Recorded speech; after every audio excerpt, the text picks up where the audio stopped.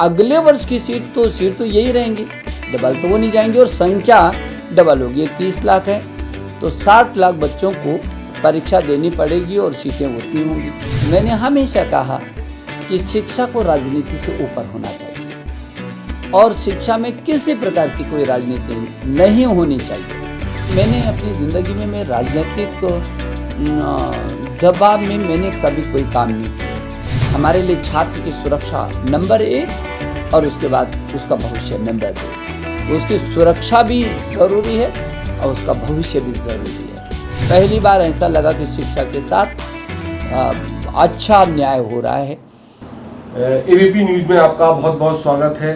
धन्यवाद शंख जी, धन्यवाद। सबसे पहला सवाल ये है कि जेईई की परीक्षा शुरू हो चुकी है, 2 दिन भी बीत चुके हैं और सफलता और शांतिपूर्वक ढंग से परीक्षा संपन्न हुई। क्या कहना चाहेंगे आप? मुझे खुशी है और मैंने छात्रों को, उनके अभिभावकों को शुभकामना भी दी है, बधाई दी है, क्योंकि मुझे लग रहा था कि जिस तरीके से छात्रों का, अभिभावकों का हम पर दबाव था कि छात्रों ने 2-2 वर्ष से परीक्षा की तैयारी कर रखी है और कोई भी छात्र अपना 1 वर्ष खराब नहीं करना चाहता था।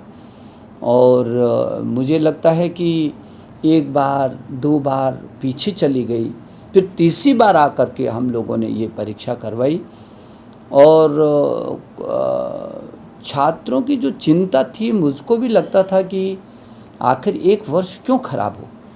इस 1 वर्ष का मतलब जो सीटें इस समय हैं, यदि ये वर्ष पीछे चला गया तो ये वर्ष तो 0 में चला जाएगा। तो इस वर्ष की जो सीटें हैं, चाहे वो आईआईटी की हैं, चाहे विभिन्न उच्च संस्थानों की हैं, तो वो सीटें तो इस वर्ष की वैसे ही चली जाएंगी, खाली होंगे। अगले वर्ष की सीट तो यही रहेंगी, डबल तो वो नहीं जाएंगी और संख्या डबल होगी। ये 30 लाख है तो 60 लाख बच्चों को उसके लिए परीक्षा देनी पड़ेगी और सीटें उतनी होंगी। तो स्वाभाविक की छात्रों की जो चिंता थी वो भी सही है कि जो यदि इस वर्ष में हमारा कंपटीशन में हम नहीं निकल पाएंगे तो अगले वर्ष उतनी बड़ी दुगना संख्या में कैसे निकल पाएंगे और फिर 1 वर्ष खराब होगा। मुझे खुशी है कि छात्रों ने बहुत उत्सुकता दिखाई है और राज्यों के, मैंने शिक्षा मंत्रीगण से भी बात की और माननीय मुख्यमंत्रीगण से भी बात की। मुझे ये भी खुशी है कि सब लोगों ने अपने अपने प्रदेश के, अधिकांश माननीय मुख्यमंत्री ने अपने अपने प्रदेश के बच्चों की पूरी व्यवस्था भी की है और उनको पूरी मदद की है। और आज अभिभावक बहुत खुश है।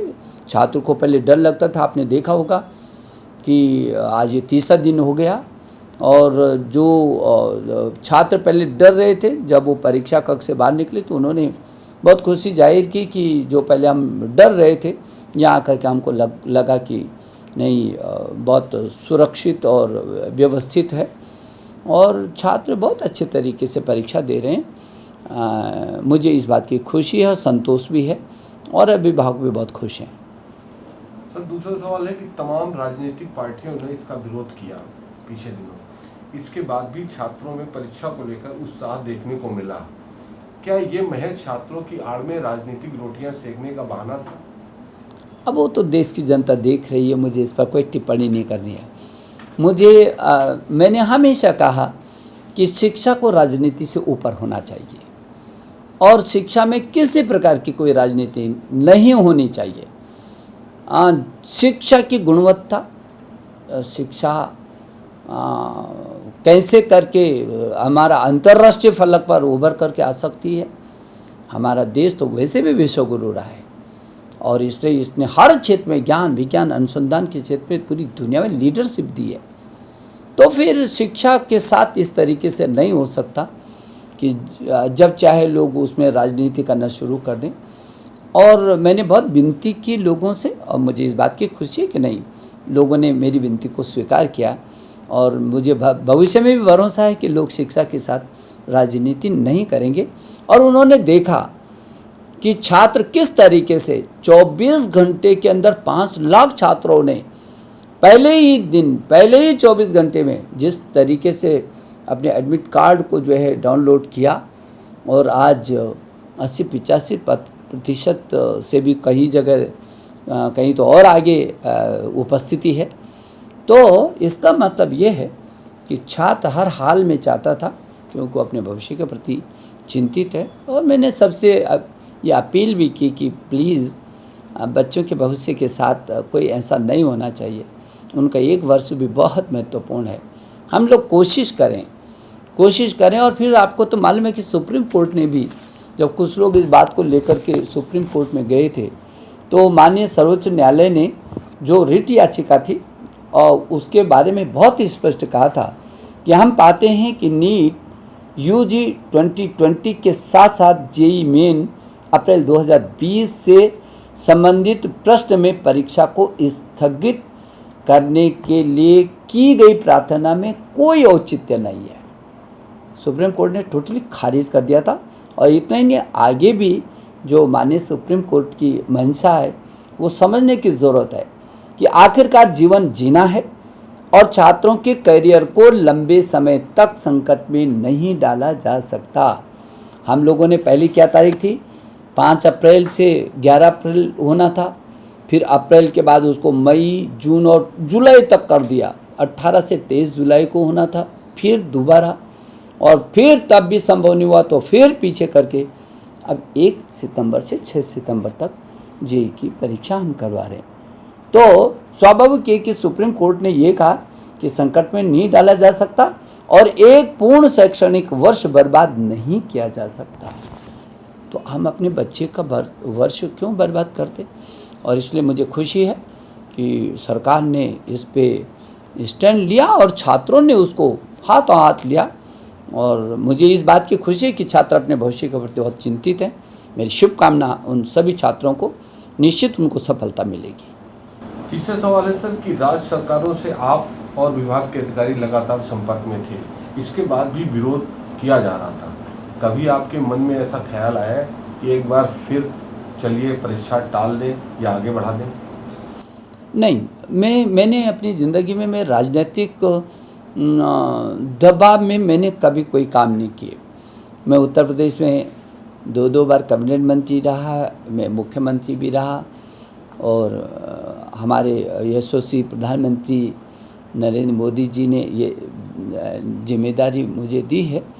और फिर मोदी जी का आशीर्वाद है तो कहीं ये इस तरीके के समझौते हम लोगों ने नहीं किए, क्योंकि आपको तो मालूम है कि हमारे प्रधानमंत्री जी इच्छा शक्ति के बहुत धनी हैं और छात्रों के साथ, बच्चों के साथ, बच्चे से लेकर के आपने देखा परीक्षा पर चर्चा, छात्रों के बीच चले जाना, हैकाथॉन कराना, आईआईटी के बच्चों के साथ, उच्च शिक्षा के साथ, स्कूली शिक्षा के साथ, छोटे बच्चों के साथ। हमारे देश के प्रधानमंत्री शायद दुनिया में अपने ढंग के होंगे जो शिक्षा में बच्चों तक को नीचे, और उनको नई शिक्षा नीति जब हम अभी लाए तो शिक्षा नीति, राष्ट्रीय शिक्षा नीति 2020 में एक एक चीज़ पर प्रधानमंत्री जी बच्चे किस तरीके से सीखेगा, किस तरीके से आगे बढ़ेगा, वहाँ से लेकर के और शोध और अनुसंधान और अंतर्राष्ट्रीय फलक पर हम कैसे शिखर पर पहुँचेंगे, ये है उनका मन। तो इसलिए जो आपने कहा कि इस राजनीतिक जो दबाव था, ऐसी परिस्थितियाँ पैदा की जा रही थी, उस दबाव के कारण मेरे मन में कभी ये नहीं आया। मैं छात्रों के प्रति ज़रूर चिंतित हूँ और यदि ये समय बढ़ाया हम लोगों ने तो वो भी किसी राजनीतिक दबाव में नहीं बढ़ाया, इसलिए बढ़ाया क्योंकि परिस्थितियाँ थी। हमारे लिए छात्र की सुरक्षा नंबर 1 और उसके बाद उसका भविष्य नंबर 2। उसकी सुरक्षा भी ज़रूरी है और उसका भविष्य भी ज़रूरी है। और इसलिए मेरे मन में एक बार भी नहीं आया जब मुझे लगा मेरे पास लगातार मेल आ रहे थे उन बच्चों के जो अपने करियर के प्रति बहुत चिंतित थे, उनके अभिभावकों के। अभिभावक कहते थे कितना पढ़ेगा ये, 2 साल से 1 साल से तैयारी कर रहा है, तो आप इसके साथ न्याय करिए, जल्दी परीक्षा करवाइए। तो स्वाभाविक है मैं उनकी चिंता भी समझ सकता था और उसकी जो तैयारी है और फिर उसका भविष्य है, 1 वर्ष भी क्यों खराब हो। और इसलिए मेरे मन में कभी नहीं आया। मुझे इस बात की खुशी है कि इस निर्णय के साथ आज पूरा देश खड़ा है और जिन लोगों ने थोड़ा सा ये किया भी, वो भी सब साथ खड़े हैं, ऐसा नहीं है। और राज्यों को भी मैं देख रहा हूँ, सभी राज्यों ने बहुत अच्छा हमारे बच्चों को सहयोग दिया। अपने बच्चे तो उसी राज्य के हैं, उसी राज्य के बच्चों को उभर करके आना है, तो कौन राज्य चाहेगा ऐसा कि उसके बच्चे उभर करके ना आएँ, परीक्षा ठीक से ना दे पाएँ? कोई राज्य नहीं चाहेगा ऐसा। सर, इस पूरे प्रकरण में आपके शीर्ष नेतृत्व का कैसा सहयोग मिला? जैसा कि मूल मंत्र दिया गया था एनडीए की तरफ से, शिक्षा के साथ सुरक्षा, जैसे शीर्ष नेतृत्व के साथ आपका कैसा सामंजस्य रहा? देखिए, शीर्ष नेतृत्व तो दो प्रकार का है। एक तो विभाग का शीर्ष नेतृत्व होता है, जिसमें हमारे सचिव है, हमारे डायरेक्टर हैं, डीजी हैं, प्रिंसिपल हैं, हमारे चाहे सीबीएसई है, चाहे वो एनसीईआरटी है, चाहे यूजीसी है, चाहे ईआईसीटी है, चाहे एनआईओएस है, तमाम ये संस्थाएं हमारी हैं जो बहुत शीर्ष संस्थाएं हैं।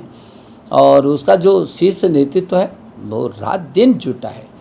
आप समझ सकते हैं कि नेशनल टेस्टिंग एजेंसी ने जो ये परीक्षा करवा रही है, उसने रात और दिन खप करके किया। उससे पहले जब बच्चे बाहर नहीं निकल पा रहे थे तो उन्होंने एक ऐसा ऐप निकाला, नेशनल टेस्टिंग अभ्यास ऐप, जिसमें कोचिंग क्लास ही उसके हाथ में थमा दी और हर दिन एक एक दो पेपर कराए। वो स्वयं उस पेपर देता था और स्वयं परीक्षा लेता था और 20 लाख से भी अधिक बच्चों ने उसको डाउनलोड किया था, बार बार परीक्षा ली थी अपनी। तो मैं ये समझता हूँ कि जहाँ तक मेरे शिक्षा विभाग का है, उसका संपूर्ण हमारे यहाँ टीम भावना से काम हो रहा है। इस समय मिशन मोड में काम करते हैं। हमारा पूरा शिक्षा विभाग पूरे मिशन मोड में काम करता है। और जहाँ तक आपने कहा कि नेतृत्व, एक तो नेतृत्व स्कूल, ये जो शिक्षा विभाग का है, जो विभिन्न ब्यूरोज के प्रमुख हैं, और दूसरा जो आपने कहा कि शीर्ष नेतृत्व माने हमारे प्रधानमंत्री जी हैं। और इधर यदि पार्टी को लेकर के करते हैं तो पार्टी के राष्ट्रीय अध्यक्ष हैं। तो मैं समझता हूँ कि जहाँ हमारे प्रधानमंत्री जी का पूरा आशीर्वाद हमारे साथ रहा, पूरी ताकत के साथ छात्रों के साथ वो चट्टान की तरह खड़े रहे हैं, वहाँ पार्टी ने भी हमको सहयोग किया है। पार्टी ने भी कहा है कि क्योंकि बच्चों के भविष्य का सवाल है और पार्टी भी चाहेगी कि नहीं, बच्चों के साथ किसी प्रकार की कोई राजनीति न हो, इनके भविष्य को बहुत संजोना है, संवारना है, उनको आगे बढ़ाना है। और इसलिए पार्टी भी छात्रों के हित में साथ में हमेशा खड़ी रही है। तो मेरा सौभाग्य है कि मुझे शीर्ष नेतृत्व का हमेशा ही सहयोग और मार्गदर्शन मिलता रहा है। सर, आखिरी सवाल है कि छात्रों की सुरक्षा के लिए क्या क्या मापदंड अपनाए जा रहे हैं? एसओपी बनी है तो एसओपी में क्या क्या है? आपने तो देखा है कि आप जब परीक्षा उससे बच्चे आ रहे हैं तो कितने खुश हैं। और आपने पूरे देश के अंदर देखा कि उन्होंने कहा कि हम जो है, हमको ये कल्पना भी नहीं थी। तो जो एसओपी जारी किया सुरक्षा की दृष्टि से, एक एक छोटी चीज़ को रखा गया उसमें, और वो इतना सशक्त था। और उसका जब पालन हुआ तो मुझे धन्यवाद देना चाहता हूँ मैं, कि जहाँ मैंने मुख्यमंत्री गण को धन्यवाद दिया, वह मैं केंद्र में शिक्षा मंत्रालय से हट करके स्वास्थ्य मंत्रालय और गृह मंत्रालय, इन दोनों मंत्रालयों ने हमको हमेशा कोविड के समय जो चल रहा है उस समय हमको बहुत मदद की। हर स्तर पर हमको हमारी परीक्षाएं हमने बच्चों की उस समय करवाई, तो कॉपियों की जांच करवाई उन केंद्रों पर। तो भी हमको गृह मंत्रालय ने हर कदम पर बहुत मदद की, हमको सहयोग किया। और स्वास्थ्य मंत्रालय ने लगातार अपने निर्देश जारी करके और हम लोगों के साथ कंधे से कंधा भिड़ा करके काम किया। और मैं समझता हूँ कि राज्यों के तमाम मुख्यमंत्री गण से और शिक्षा मंत्री गण से मेरी व्यक्तिगत भी बात होती रही है। और उन्होंने भी बहुत अच्छे, आपने देखा कि कई मुख्यमंत्री गण ने तुरंत यातायात की फ्री व्यवस्था करवाई, रहने तक की व्यवस्था करवाई, सुरक्षित कैसे बच्चा कहाँ से उसने आना है। मुझे अच्छा लगा, पहली बार ऐसा लगा कि शिक्षा के साथ अच्छा न्याय हो रहा है। और हम लोगों ने प्रदेशों के मुख्य सचिव से लगातार बात की, हमारे सचिव बात करते रहे, शिक्षा सचिवों से, गृह सचिवों से, स्वास्थ्य सचिवों से बात की और इनके फिर नीचे तक अधिकारियों से लगातार वार्तालाप एनटीए करता रहा हमारा। और एनटीए के जो डीजी हैं वो लगातार रात और दिन बच्चों के पीछे किस तरीके से चट्टान की तरह एक संस्था खड़ी रह सकती है, ये उसका एक अच्छा उदाहरण है। और इसलिए जिलों के जिलाधिकारी और पुलिस अधिकारी, ये इन लोगों का भी इसमें निश्चित रूप में सहयोग मिल रहा है और आगे भी मिलेगा, मुझे ऐसा भरोसा है। कुल मिलाकर के देखेंगे तो जेईई की परीक्षा सफलतम हो रही है। जेईई की परीक्षाओं के लिए पूरा छात्र और विभाग पूरी चट्टान की तरह विभाग के साथ खड़े हैं और पूरा देश अपने इन भावी जो मेरे कर्णधार हैं, जो कल आईआईटी में भी जाएंगे, इंजीनियरिंग कॉलेज में जाएंगे, जो कल डॉक्टर बनेंगे और विभिन्न ऐसी शीर्षस्थ सेवाओं में जो जाएंगे, उनकी ये परीक्षा है और हम उनको बहुत सारी शुभकामनाएं दे रहे हैं। एबीपी न्यूज़ आपको रखे आगे।